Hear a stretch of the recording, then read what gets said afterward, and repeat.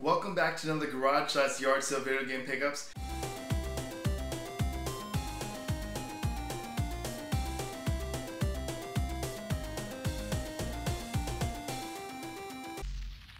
Now I was away in Seattle, so I'm finally back and everything. I had lots of fun at PAX Prime. There was a bunch of pickups I got there as well, but I'm going to show you that next week. Right now I want to show you stuff that I got right before I left. And this is some great finds, so I want to get into it right away. I'm gonna, it's probably gonna be a long video. I'm warning you guys right now. So let's go into it right away. I'm gonna first show you some two consoles that I got. The first console is the beast. So you can see the Xbox. Now it did come with all the cords. It came with all the connections. It came with the one controller. So I thought this was a great find. Now, I got this at a flea market, and the guy wanted $18 for it, and I actually convinced him to go down to $15. Now, just a word of advice, well, as you can see, it's like a little scratched up, but overall, it's great. It worked right away, so that's good. But the word of advice, though, you just have to be cautious when you get games like that, because I have no idea if that game's going to work. He did guarantee they'll work. He said that if it doesn't work, bring it back, but sometimes people at flea markets, you could get scammed. You could bring it home and then say, it doesn't work, and you go back to let them know that. They might say, oh, well, I gave it to you for $10 or $5. Like, there's no guarantee that we agreed at $15, So I took a risk, but you know what? I felt lucky that day, and it turned out to be great. I also got this controller right here. So this controller right here is pretty awesome. So if you guys have never seen this controller before, I used to love controllers like this. The reason why is because it has this cord right here. You can hear it like stretching out. It's like a tape measure. So you actually can retract it back. And I feel like every wired controller should have been like this, because then you can just put it back in the spot that you want to, and it just doesn't take up any room, doesn't get tangled or anything. So that is pretty awesome. So if you've never seen a controller like this, it's freaking awesome. It's a third-party controller, but hey, this got the job done. Of course, it kind of felt weird, pretty bulky, but hey, I digress. I was grateful to get it. All right, so moving right along. Now this one I'm really proud of getting. Now it is an N64. This is my third N64. In fact, last week I hinted at it when I was showing the consoles. I said that, oh, I have 3 of these consoles now. Now the reason why I'm proud of this one is, I'm gonna give you guys a little tip. If you go to like a flea market or something and you see like buckets lying out or like bins lying out, those are the people that they pretty much go around garage sales and yard sales and they purchase the bins as is. So a lot of them, they don't know what's inside these bins, so they let you rummage around through it and grab things. I was searching through the bins and I saw this on the top of it. And I right away went to it. This was covered in mud. It looked disgusting. There was mud all over it. Like, it doesn't have any cords in the back. It was just the way it was right now. And so I looked at it and I'm like, the first thing I did, which is what you guys should do, is look to see if it has the clips, okay? These clips cost a couple dollars online. And if you guys remember, I think it was like a couple videos ago, I have one that's missing the clips. So at first I'm like, well, at least I could replace the clips if the price is right. So then I opened this up, which you should always do when you say N64, and it has an expansion pack. So right away I'm like, okay, that goes for about $15 online, $20 maybe. So I'm like, all right, cool. So I could get something out of this, right? So I asked the guy, how much is it? And he says, $3. So without hesitating, I went for it. Because $3, it came with the game and everything. The game was in horrible shape too. It was brown, it had like holes in it. It was disgusting, okay? So I brought it home and I literally opened it up and it was disgusting. Like, it was really bad. I can't even express how bad it was. So I got everything out of it and I cleaned it. I literally had to take it outside to hose it. Like, it was that bad. There's mud everywhere and gunk, and like, I cleaned it out completely and it looks pretty damn good if you look at it. It looks like there's like barely any scratches on it. I was amazed when I cleaned it out. And then on top of it, once I put everything back inside and tried it, the first try it worked. No problems whatsoever.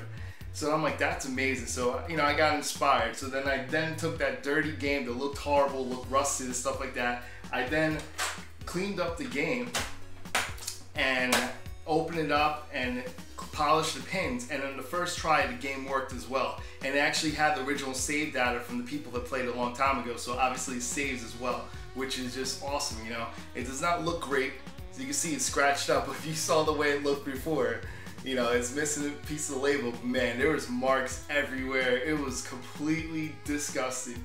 So for $3, I got a working N64. All I need to do is get a power cord, which they go about like $10 online, and you know, I'm gonna give it away to someone or sell it online. For me, that's a great value. $3, you can't beat that. I was really proud of that. So, all right, let's moving along. Now the next pickup is, you know, it's pretty cool as well. I was actually driving to the flea market on this day, and in the corner of my eye, like I saw like a garage sale, and I started glancing. I started driving slowly to try to glance to see what the person had. I'm going like this driving, and then I looked and I saw kids' toys, and I worked my way lower as I'm driving, and I finally saw like a little bin that looked like a whole bunch of NES games. So right away I turned as quick as I could and parked, and then ran over there, and this is what I got. So this is pretty cool. It came in this. She actually gave me the whole thing, so that is pretty cool. There's 12 games here, and I got all of them for $10.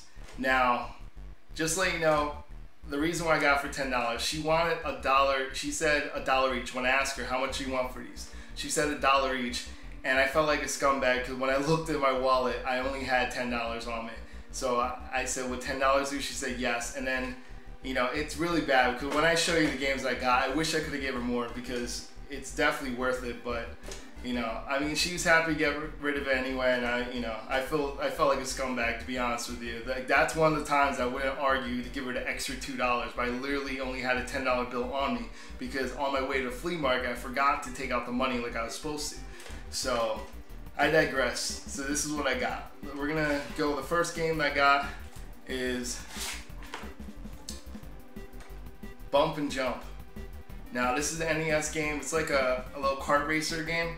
It's pretty challenging, I'm not gonna lie. As I was playing it to try it out, because I never played this game before, I was trying to dodge my way out of places, and I kept getting bumped and stuff off the track, and when you get off the track, you like die and blow up and stuff. So the whole point of the game is that you have to try to jump over vehicles and stuff like that and just keep going through in the obstacle. It's a pretty cool game. I mean, I think it's pretty good, and for $1 you can't beat it. And as you saw before, like, look how nice and neat that label is. Like, it's nice and shiny. Like, I thought that's amazing. Which, by the way, a lot of these games had like marker written on it, but I was able to get it off of the Magic Eraser for the Mr. Clean Magic Eraser. So, alright, so next game, moving along. First of all, I love this case right here. If you guys remember Funkoland, if you're from America, you remember Funkoland. They existed before GameStop took over them. And this was like the good company. Everyone loved Funkoland and stuff like that, so it was cool to see that they had the little sleeve from Funkoland. This game is Chip 'n Dale Rescue Rangers.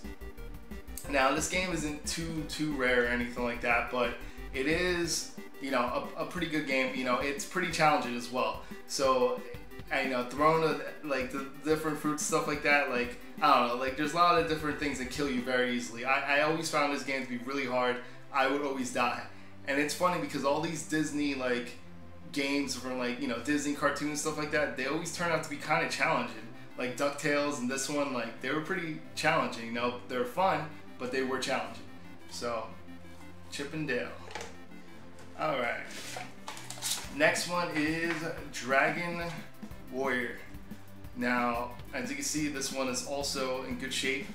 I was really happy to get this one. I heard good things about this one, but you know, I never got a chance to try it or anything, so I'm going to be curious what it's like, but you'll definitely see the footage next to me of what it looks like and stuff like that, but hopefully it'll be good. You know, I'm looking forward to try this out. This is one of the things I will be streaming on Twitch, so let me know if you guys like it. If you have anything to say about this game, let me know in the comments down below. Alright, moving along. Next one is Ghostbusters. Now, Ghostbusters for NES is a weird game, I should say. It's like, it has something to do with the movies / cartoons, but it really doesn't in a way. Like there's parts where you have to drive to different areas, like on the street, and like going from one place to another. It's just weird. Like you could run out of gas and like you have to get out of the car and push it. It's a weird game. And I was not a fan of this game, but it's cool to get it back. Maybe I might change my mind. But if you guys ever play Ghostbusters, let me know what you guys think of it in the comments down below.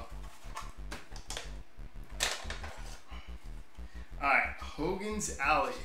Now, this is one of those games that requires a gun. I do have the gun and everything. Of course, you can only play it with a tube TV, so any of those LCDs or LED TVs won't work with this. It has to be the older TVs. But, you know, Hogan's Alley is a pretty decent shooter. I prefer the next one that I have in here that I'll show you in a second. But Hogan's Alley is not that bad, so you'll see in the video right next to me. So, alright, now this is the one I prefer when it comes to shooter. Of course, Duck Hunt is the best one for most people, but I actually prefer Shooting Range over here. I thought this was a pretty good one. There's a lot of different things to do. I thought this would have been a lot better at Duck Hunt, but it had some technical difficulties in it. But for the most part, I enjoyed this. So yeah, let me know what you guys think about Shooting Range. If you've never played it before, I'll show you a video of it. I don't know how exactly I'm going to do it. Hopefully it'll record it, but you'll see it in the video next to me. Alright, moving along, trying to go quickly. This one, not really that excited about, but is part of the deal for $1. I can't, you know, can't complain at all. Actually less than $1 because it's 12 here and I only paid $10, so whatever. Jeopardy. So, Jeopardy 25th anniversary. You know, it's one of those games that, you know, you can always play. Of course, right now it'll be super hard to play this game because anything that's like current events or anything like that, obviously it's not going to be current anymore. So I'm kind of curious how that's going to work, because it'll be like, oh, recently something like this happened, but to be honest, that happened like 20 years ago. So yeah, let me know what you guys think about this game too. I mean, I would love to try that. I mean, I would do that on Twitch as well, just to make a complete fool out of myself, because I don't know anything. Like, it's already challenging enough. It's Jeopardy. Now, on top of it, anything that I might have got right if I was there alive, or I was alive during the time, but if I remember certain things during the time, it'll be easier, but everything will be history in this. You know, that's the thing. Sometimes they have current event stuff and history. Everything's gonna be history in that, so it's kind of funny. Next one is Tiny Toon. Now, Tiny Toon is based off the cartoon. I don't know, it wasn't nice. I don't know, I didn't think they did a great job making this game. It was very lackluster. I remember it not being too much fun at all. You know, I'm gonna give it another shot because it's very vague to me exactly how I played and stuff like that. But from what I remember, I didn't like this game at all. But you know, that's why time goes on. Maybe I might appreciate it a little bit more. We'll see. But let me know in the comments down below if you guys have anything to say about this game. All right, we're actually almost done. I'm doing pretty well. The next one is Monopoly. Now, Monopoly is another one. It's a board game. You know, I'm sure it'll be decent for NES. I have never played it on the NES, but I mean, I don't see how you could screw up a board game. It's really just rolling the dice and moving along, you know, so I don't know. We'll see how it works. This is something I could play, but this will be a long game because, you know, Monopoly always takes forever. So I'm kind of curious how it'll look like on NES, but let me know if you guys play this game as well. Alright, we're doing pretty well right now. Now, another sleeve. I have a bunch of sleeves too, which is pretty cool. I was happy that I got a whole bunch of sleeves. Next one is Spy vs. Spy. Now, this game is awkward. I never understood the game. I remember being so confused when I played. I didn't know what exactly to do. Like, I knew that I had to defeat the other spy, but the thing is, like, I didn't understand how to leave grenades behind or leave like traps for the other person when you walk through a door. It's very weird game, you know, and I understand what you're trying to do, but to pull it off with the buttons on the NES, like, it just confused me because there's only 2 buttons, but yet there's more than 2 moves that you could do, and it was just weird. So I'm gonna retry. Maybe this time around, like, I'll do better. I have no idea. Hopefully we'll see how well I do, but from what I remember, it was really hard to play this game. I just didn't understand the concept too much. But as you can see, the label's nice condition, everything. So, like, all these were nice condition. So moving along, 2 more games left. Alright, so we got as I drop everything. Nice. So we got Mickey Mouse Companion. Now this game right here, I've never played either, so I'm looking to see what it's like, you know, because Mickey Mouse games were actually good on the Sega Genesis. So I'm kind of curious to see like how it was on the NES. I've never got a chance to see anything like Mickey Mouse related on the NES, so I'm kind of curious to see what it looks like. Let me know if you guys played this. Is it any good? You know, is it challenging? Let me know. But as far as I know, everything that has to do with Mickey Mouse or anything is always challenging. But I mean, it's made from Capcom, so I guess it can't go too wrong. Cause Capcom pretty much dominated on the NES days. Like they always made like the most, they always made the best licensed games, it seemed like. So I'm sure it'll be decent. So let me know in the comments down below. Now, this game, the last game here, it's pretty much made everything worth it. I mean, all those alone for $10 is great. You know, that's great right there. But this is why I felt bad. You know, I still would have felt bad taking that for $10, but this is why I felt bad, is because of this one game. So the game that I got in here was Mega Man 6. And as you can see, that is in perfect condition, the label. It plays right away. All these games, by the way, after I open them up, I do the same thing. I open it up, I have something called Brasso, and I polish each pin to make sure the gold pins are perfect, there's nothing there, and then after I do it, I buff it out to make sure it's a shiny buff, there's no scratches or anything on the pins. Each one of these games worked first try on the NES. Didn't have to reset it, didn't have to lift it up, didn't have to do anything. That's a great sign when a game works first try, especially if it's an NES game. This game worked first try as well, and this game is in perfect condition with the label and everything. Now, if you guys recall, I already said I had all the Mega Man games, so this game is already gonna be, you know, I'm gonna give it away to someone. But the thing is, I'm taking this one without a doubt. I'm switching it and swapping it because I do have the complete in box Mega Man 6, but the label is a little messed up on the bottom. But this label, I just can't get enough of how perfect that label is. Like, and the fact that I got this for less than $1, which is, in my opinion, that's epic. That's not, I don't know if it's the best find I ever had.